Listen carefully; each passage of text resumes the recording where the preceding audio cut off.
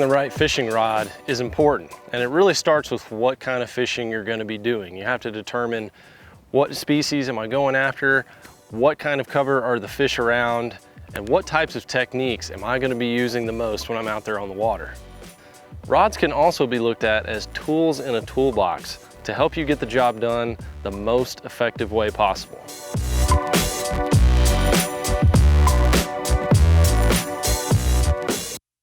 Now, one of the first things you want to look at is length. And we're going to look at some of the Dobbins rods as examples to look at the different kinds of lengths, powers, and actions you want to look at when choosing your rod. But the length is very important. The length chooses how much leverage you're going to have on that fishing line and ultimately the fish on the end of it. A shorter rod, you have less leverage, but a longer rod, you have more leverage, more long casting ability. So choosing a rod that's upwards over 7 feet is going to give you much more leverage and casting ability. If you're trying to fish in deeper water where you need to take up a lot of line on a hook set, or you're fishing around heavy cover where you need to really pull the fish out effectively and have that more leverage, you could do that more effectively with a longer rod. A shorter rod, however, is better for casting accuracy. So if you're trying to work a bait very precisely in a certain area or get more action out of that lure more precisely, maybe working the rod tip down versus a longer rod where you're working the rod tip up or to the side, that's how you want to choose. But as a general rule, 7 foot for most anglers is a good place to start, and you can work around the feel for your lure from there. When we're looking at Dobbins rods, you can tell the length by looking at the model number on the rod itself. So this is actually a 703, which means it's a 7-foot rod. There's also a 6'9", a 7'3", 7'4", and so forth. The second thing you want to look at is the material of the rod. What kind of raw materials are going into making the rod blank? Is it a fiberglass or is it a graphite? Now, most bass rods that we look at today are actually graphite, but there's different kinds of graphite that help you get more sensitivity. So the less graphite, the stiffer the rod is, usually the more sensitivity you're going to have. But that can also mean that the rod is more brittle, so it's more prone to breakage. Fiberglass rods are really tough, but they're also really heavy, which makes it hard to detect those bites, and especially light bites. But you almost never break a fiberglass rod. And in the Dobbins line, there's actually a composite rod series that mixes both graphite and fiberglass to make the perfect combination for a lightweight cranking rod, or something you want to have a softer action for throwing crankbaits. But the graphite, the high modulus graphite materials that are used in a lot of the jig and worm rods, that's what you want for filling those light sensitive bites. Now, the next thing you want to look at is the power of the rod. So how much power are you going to need to get that fish into the boat? If you're fishing a lot of heavy jigs and worms, you're going to need a heavier power rod to set the hook and bring those fish away from cover and into the boat. If you're fishing open water situations and lighter line, you're going to need a lighter power rod to effectively fish that lure and get those fish in the boat. And how we determine that with the Dobbins rod series is we look at the number at the end of the rod model.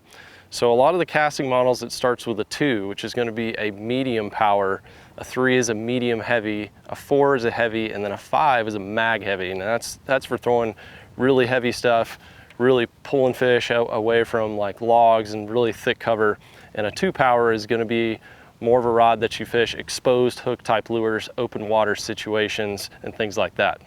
Another thing that you really need to look at is the action of the rod. And this one often gets the most attention because it determines the characteristics of the bend in the rod. Now, a lot of the rods that we see in the bass fishing world are fast action. So that means most of the action in the rod is in that last quarter, and the backbone of the rod is pretty stiff. Now we move into a moderate fast action, which would be kind of more of your heavy cranking rods, or maybe a spinner bait rod. That has the action in about a little past halfway, and a medium action is really towards the middle of the rod, so it loads up a lot. You even have slow action rods, which loads up all the way down and is more of a parabolic bend. So those slower actions, they help you load the rod up more and get more casting distance, but they're not good for setting the hook quickly. They're slow to drive that hook in there. So a lot of the slow to moderate fast actions, those are gonna be great for spinner baits, crankbaits, moving baits, things with treble hooks, top waters. And then your fast to extra fast are gonna be great for jigs and worms and anything you wanna quickly drive the hook into a fish. Now, when we look at the handle of the rod, some of that is personal preference, and also it's a little bit functional. When you look at the length of the rod blank itself, towards the end, how much leverage are you going to have on the end of that? Is it something that you're going to be fishing on the bottom, maybe making long casts where you really need to set the hook and have a lot of leverage, flipping next to heavy cover, and you want to really stick that rod butt into something and drive some leverage on that rod? Or is it something where you don't have to have much leverage and you just need to work with the rod tip down maybe? How I determine it on split grip versus full corked and handle length, if it's something that I'm making long casts and I'm dragging, I like a full cork that I can just kind of stick into my side, a little bit longer handle, and I can pull like this.